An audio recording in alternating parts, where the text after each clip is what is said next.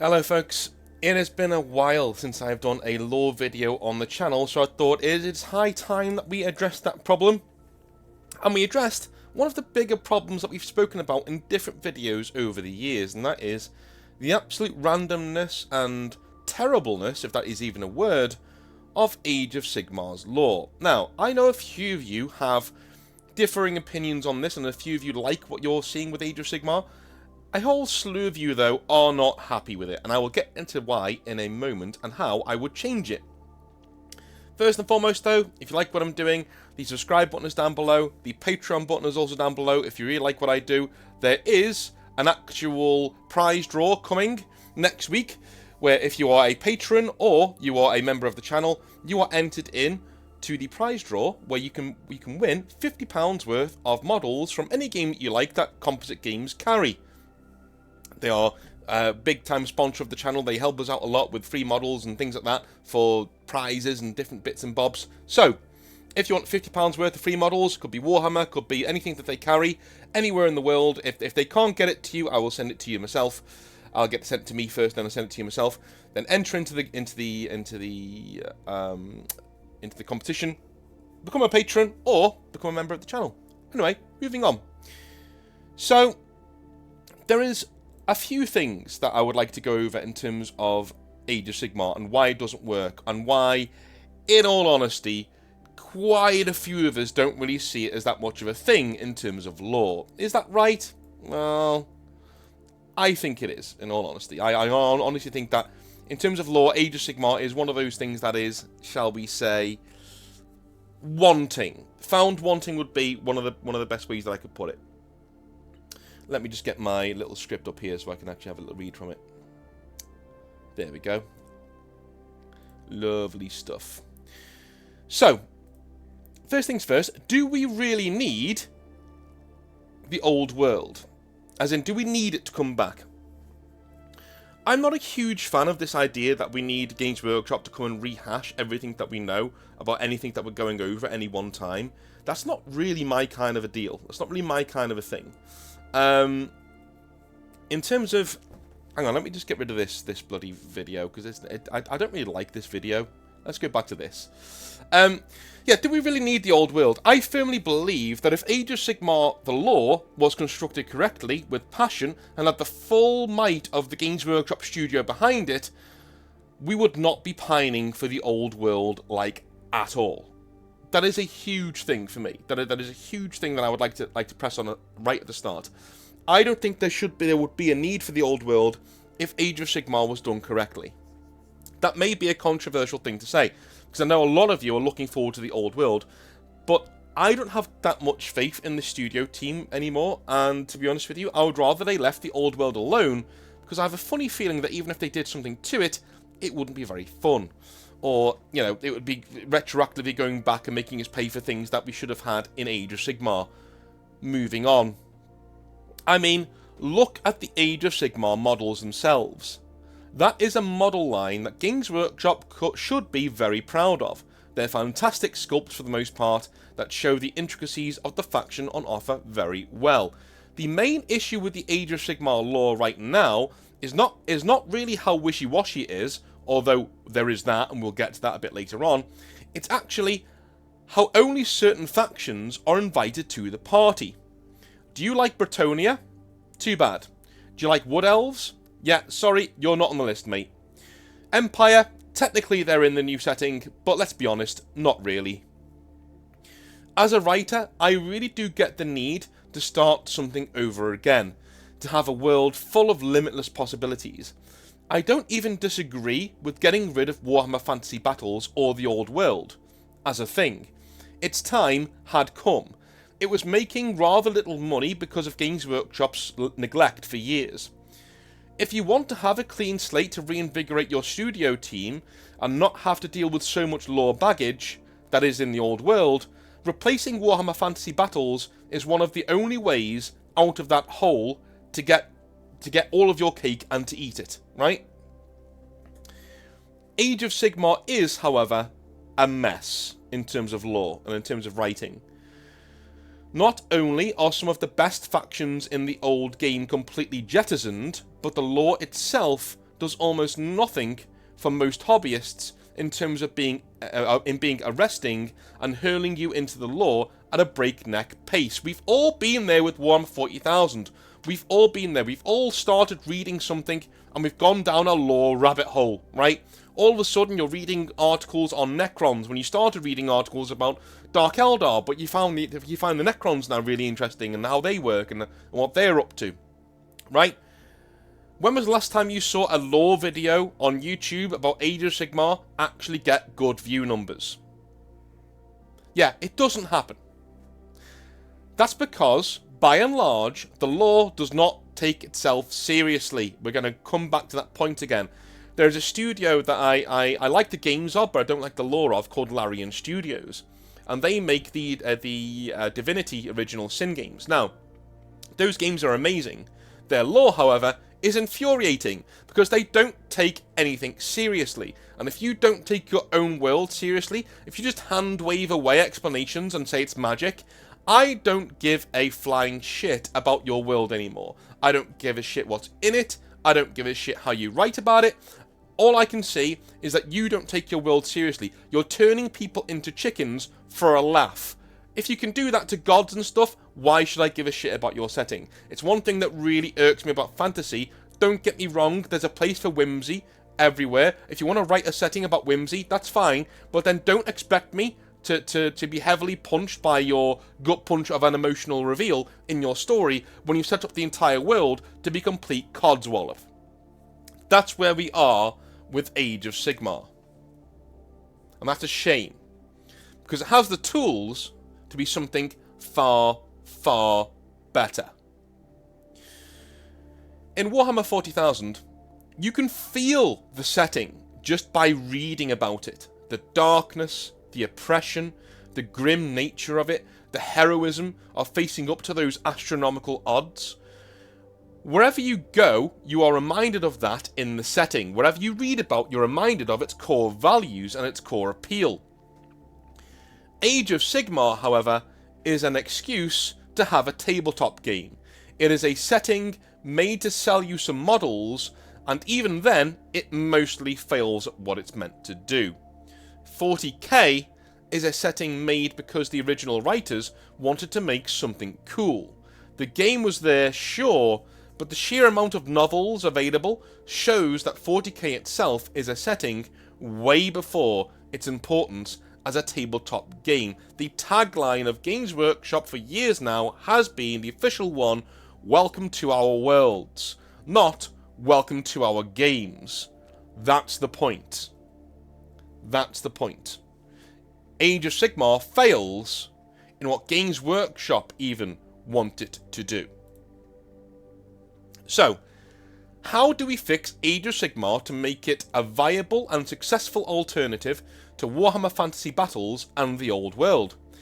In this video, I'm going to go over general changes to the branding, the world, the skeleton of that world, and how I would treat the IP going forwards. This is just my opinion, but if you lost the Old World, would you find this Age of Sigmar any better?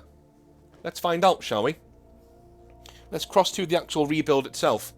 So, number one. Alright. So, it's controversial, I know, but if we are replacing the Old World with Age of Sigmar, let's do that properly. Our game, our world, is not called Age of Sigmar. Our game is called Warhammer.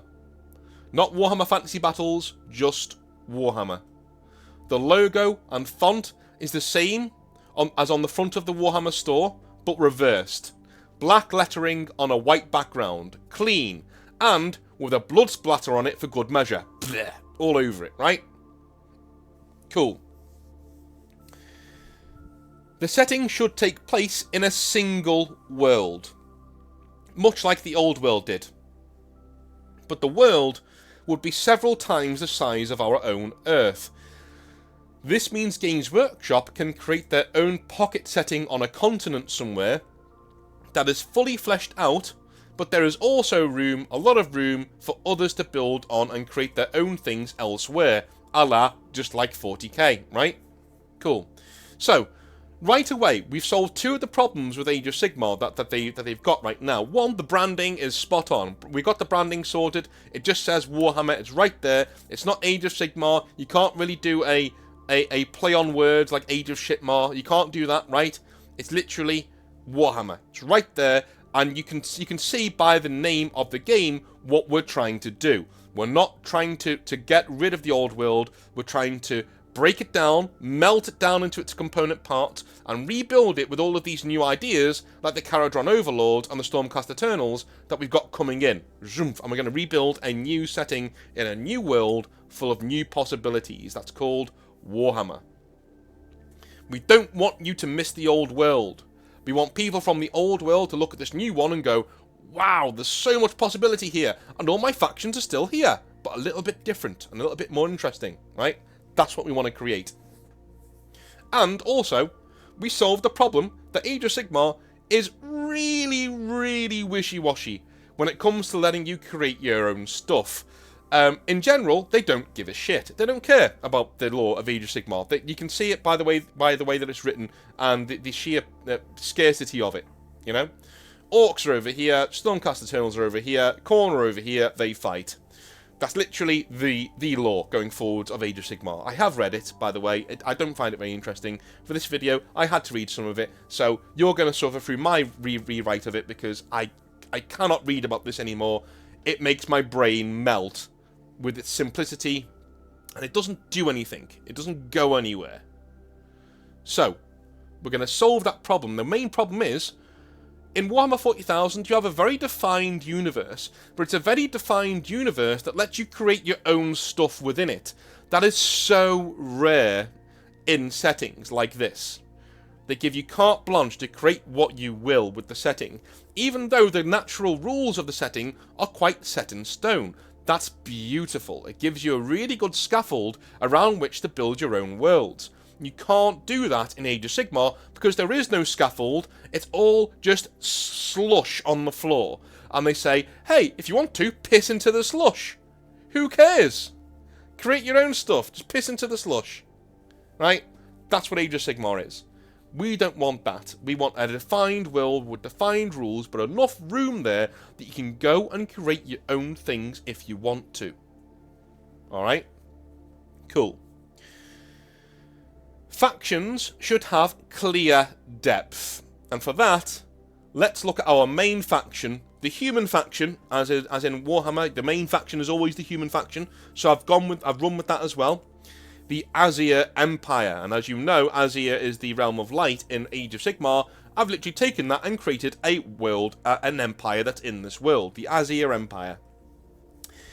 I would actually make them a cross between Roman, Greek, and the Persian cultures of antiquity, but with some gunpowder and medieval fantasy thrown in as well. So meld all those things in a melting pot, and you've got how the culture looks. And all of a sudden, those Stormcast Eternals really do look like they belong, don't they, with their masks and stuff, right? Their main forces are very Greek phalanx in nature, and their elite forces are the Immortals, as in taken from the Persian Empire. Essentially, these Immortals are the Stormcast Eternals. The setting as a wider thing, however, is rather tragic because this is a world Sigmar created as a backup should the old world be destroyed, and of course, as we know by the end times, it was. And now, Chaos is here to ruin his plans again. So, he gives up a part of himself to create each Stormcast Eternal by melding his soul with the soul of a mortal hero. Each time one dies in battle, however, a little part of Sigmar is lost forever, because in this setting, Stormcast Eternals don't come back. He just keeps making more of them, and giving up more and more of himself.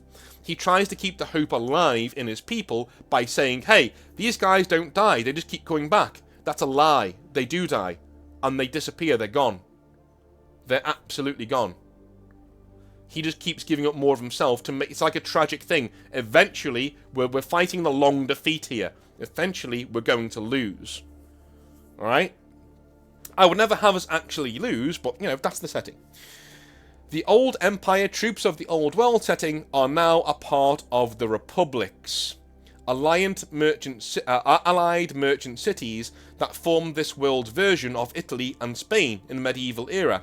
They are the merchant class of the Azir Empire, so they are a part of the empire. So those troops, those Renaissance type troops, they are there, but they are in the portlands, they are in the port cities, like our version of Venice and Florence and Rome and Barcelona and all these other merchant cities, Carthage, all those things. They're all around and they're all ran by empire-like troops, guys with Renaissance level armor. And the further inland to the actual empire you go, that's when you get the Greco-Roman Persian phalanx there, led by 1 or 2 or maybe 5 to 10 Stormcast Eternals as their big commanders, as their main dudes, right? The heroes. Here you can see how we are taking elements from the old world and melding them seamlessly into the wider narrative with newer models. In the Azir Empire itself, we have at least 3 armies for you to play. The Empire forces of the Merchant Princes, the Immortals of the Stormcast Eternals, or the Greco-Persian phalanx of the Azir Empire's Heartland armies. You can even play a mix of all 3 if you wanted to. I would treat every faction in our setting in this way. So if you like dwarves or elves or lizardmen or whatever, you'll be able to play 2 or 3 armies from that one empire. From wherever they are in the world, they will have 2 or 3 different, vastly different troops to choose from. So, again, with the old world, you had things like the witch elves, and you had dark elves, and you'll have the same thing in this setting as well. Even the human faction, which is kind of bland in most settings, has that je ne sais quoi to it. You can go in and build it in exactly how you want, okay? Let's take another example. The dwarves, for example. They would live within the Empire, the Azir Empire, in the mountains as like clients of the Empire. Just as the old world dwarves did. But they were nearby anyway. The great kingdoms beneath the stone and all that. So they got these huge underground carracks and cracks and things like that beneath the ground. When the humans arose and Sigmar arrived, the dwarves were already here with the elves, right? So they're called the Elder Folk. These guys were already here. However, some dwarves refused to be a part of the empire that Sigmar built and left. These found a massive peak in a faraway land known as Mount Caradron. You see where this is going. Within that were vast amounts of top quality iron ores and natural steam vents from the mountain. Further up the mountain, a starship, I shit you not, a starship had crashed, a ship of silver, and the dwarves raided it for supplies before finding that the knowledge within allowed them to create airships of their own. So while they can't create starships, they can create airships.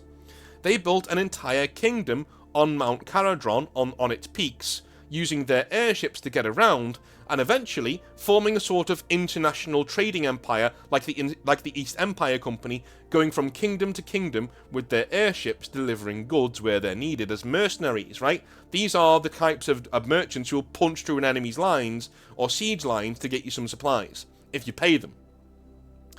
The old dwarves, who are still in the Azir Empire, see them as absolute heathens, as they fight a constant war with the orcs and goblins who call the heart of the world home.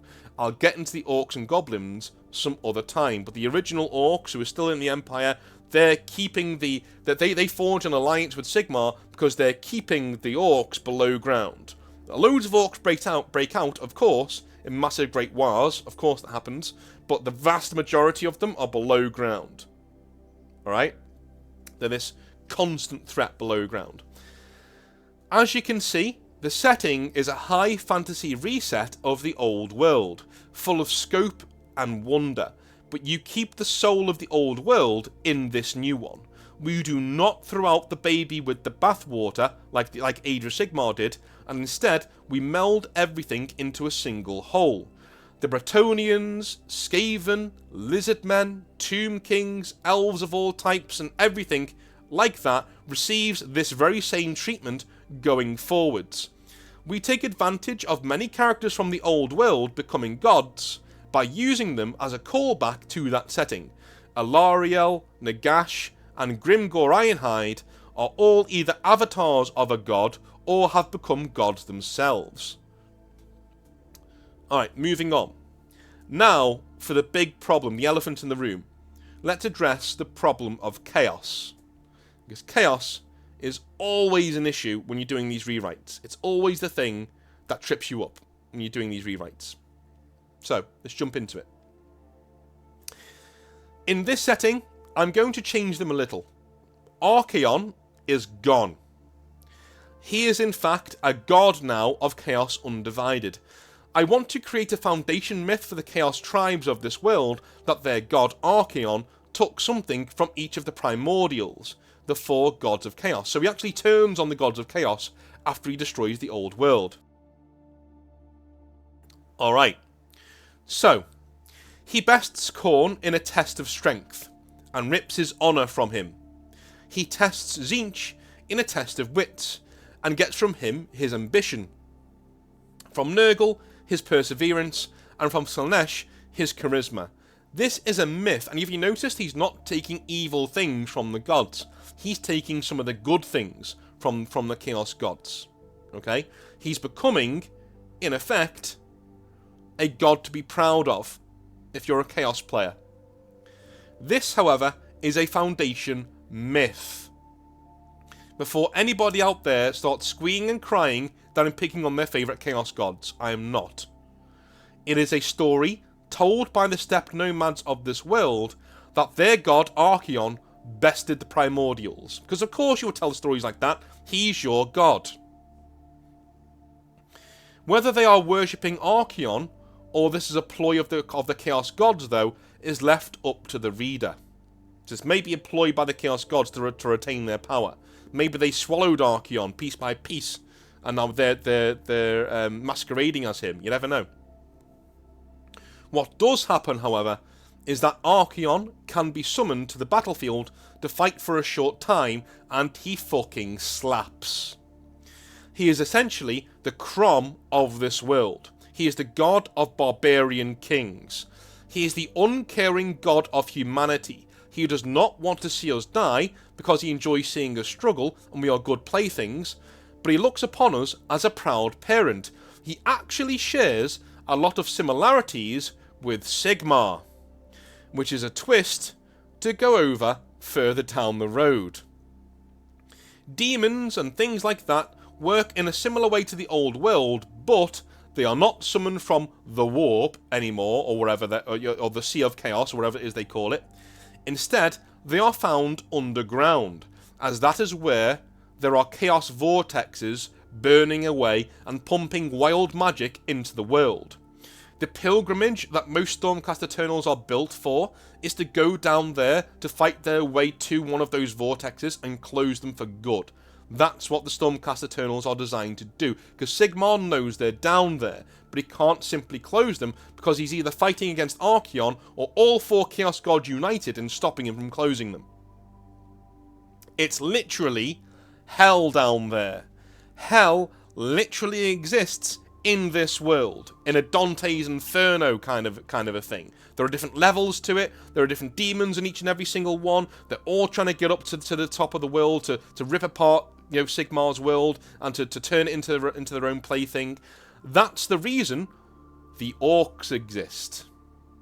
Here we go. Here's what I think might be the most controversial thing. The orcs in this setting are not fungi. They're not plants. They're actual people.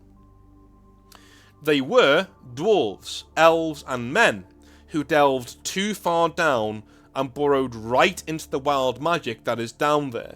They are warped and changed and return as monsters, orcs and goblins, trolls and ogres, and it is against these that the first massive wars of this setting are fought to establish the mortal kingdoms, and that is the reason why the dwarves of the Azir Empire, as in the old dwarves, do not like the Caradron overlords, because they're delving too deep into the ground, and if you delve too deep, you create more orcs, because you get corrupted and you create more orcs.